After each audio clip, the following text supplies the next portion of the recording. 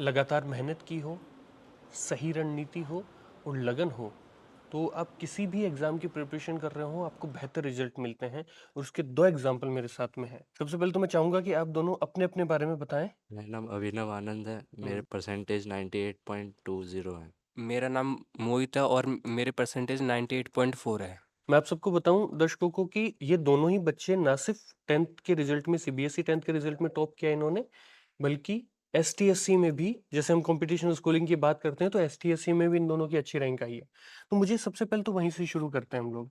Tenth का result तो आया है और टेंथ के रिजल्ट के बाद में ना एक कॉन्फिडेंस भी आपका बढ़ा है, बट जब आपने एसटीएससी का एग्जाम दिया था, अच्छी रैंक मिली, उस कॉन्फिडेंस से आपकी इसमें टेंथ के रिजल्ट में कैसे हेल्प हुई है? एसटीएससी में जैसे नाइन्थ और टेंथ दोनों के बेसिक्स के क्वेश्चंस आते हैं एमसीक्यू फॉर्म में। हम्म। और वो मतलब एक तरह से एमसीक्यू का हम लोग का प्रिपरेशन उसी से हो गया था टेंथ का। हम्म।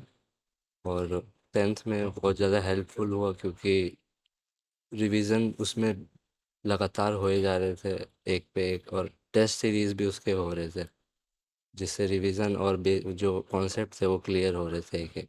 हम्म। अच्छा, मुझे ये बताइए, जैसे प्री फाउंडेशन में आप रहे और आपने एसटीएससी का प्रिपरेशन भी किया, कॉम्पिटिटिव एग्जाम्स की प्रिपरेशन भी की और टेंथ भी आपने साथ में दिया। अब जब आप जेई की प्रिपरेशन कर रहे हैं तो आपको क्या लगता है कि वो जो प्रिपरेशन थी प्री फाउंडेशन की, कंपटीशन स्कूलिंग के पैटर्न की जो प्रिपरेशन थी, उसकी हेल्प अब आपको मिल रही है? जी, इसका बहुत ज़्यादा वो फ़ायदा मिल रहा है मेरे को इससे, हम्म। क्योंकि जैसे कि कुछ चैप्टर्स 11th के 9th में मेरे को पढ़ा दिए, और हम्म। 10th में 12th के कुछ चैप्टर्स और कॉन्सेप्ट्स क्लियर हो गए, हम्म। जो कि बेसिक्स थे, जो 11th और 12th में बहुत ज़्यादा काम आए हैं। तो अभी हम्म। मेरे को जब मैं पढ़ रहा हूँ तो मेरे मतलब वो याद आ रहे हैं कॉन्सेप्ट्स जो कि पहले ही मैंने पढ़ रखे हैं। नहीं, जब एसटीएससी जैसे स्टेट एग्जाम में भी इतनी अच्छी रैंक आती है तो कॉन्फिडेंस बूस्ट बहुत होता है। हम्म। और अंदर से भी आती है मोटिवेशन कि हम कुछ कर सकते हैं, हम्म। कि हम और बच्चों से पीछे नहीं चल रहे हैं, तो वो एक फैक्टर है। वो एक फैक्टर है कि हम और बच्चों से पीछे नहीं चल रहे हैं। अच्छा, मुझे ये बताइए कि जैसे अ, सबकी अपनी अपनी एक स्ट्रेटेजी होती है, सभी बच्चों की अपनी एक स्ट्रेटेजी होती है पढ़ने की।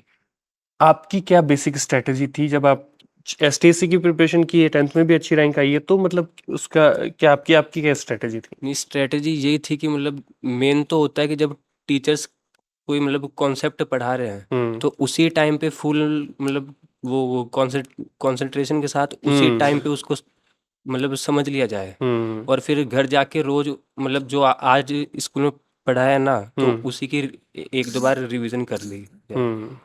जैसे आप भी जेई की प्रिपरेशन कर रहे हो, सेम सवाल मेरा आपसे भी है, कंपटीशन स्कूलिंग का अब कितना बेनिफिट मिल रहा है? जब कोई बच्चा 10 से आता है 11th में, तो वो बहुत हार्ड फेज होता है, वो एक सडन शिफ्ट होता है। तो हम्म। लेकिन हमें यहाँ पे पहले से तैयारी हाई लेवल की करवाते थे, तो उतना कुछ हुआ नहीं हमें क्लास की अंडरस्टैंडिंग 100% होनी चाहिए। हम्म। जो क्लास में टीचर समझाए वो फुल कॉन्सेप्ट क्लियर होना चाहिए उसका। हम्म। अगर नहीं आए तो उसी दिन डाउट क्लियर कर लेना चाहिए, ताकि हम्म। फ्यूचर में वो बर्डन ना बने। हम्म। और फिर जैसे सेल्फ स्टडी करनी चाहिए मिनिमम 4 से 5 घंटे, हम्म।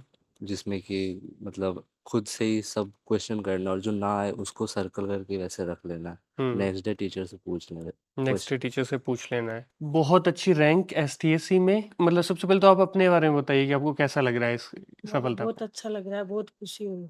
तो मतलब ये था क्या आपका कभी कि नहीं नहीं आपको इतनी परसेंटेज लानी है, आपको ये करना है, वो करना है, या फिर ना ऐसे था कि ठीक है जो कर लोगे वो अच्छा ना है? ना उम्मीद पूरी, हैं? पूरी उम्मीद लगा के बैठे थे, करेंगे बच्चे। और ऐसे वैसे पहले से प्रिडिक्टेड था क्या कि इतने तो कर ही नहीं, लेगा? इतना तो नहीं था भाई, इतनी खुशी मिल जाएगी आगे जाके। आपकी की पॉइंट्स क्या हैं कि आप अगर अपने जो अभी जो जूनियर जो आपके हैं, जो टेंथ के लिए भी आएंगे या फिर किसी भी एग्जाम की प्रिपरेशन करेंगे, क्योंकि आपने अच्छे रैंक्स अचीव किए हैं, सो कि ये आपको हमेशा करनी चाहिए, ये चीज़ें आपको हमेशा अपनानी चाहिए, ये हेल्प करती हैं। की पॉइंट तो यही है कि मेन तो है डिसिप्लिन एंड कंसिस्टेंसी। हम्म। अगर ये दो चीज हम फॉलो करते हैं ना, तो ये स्कोर उतना हार्ड नहीं है अचीव करना। मतलब 10th क्लास है टिपिकल, मतलब हम्म। उतना भी हार्ड नहीं कह सकते। हम्म। लेकिन अगर स्टार्टिंग से लेके एंड तक पूरे मतलब सेम स्पीड से अगर हम लोग करें 10th क्लास, हम्म। तो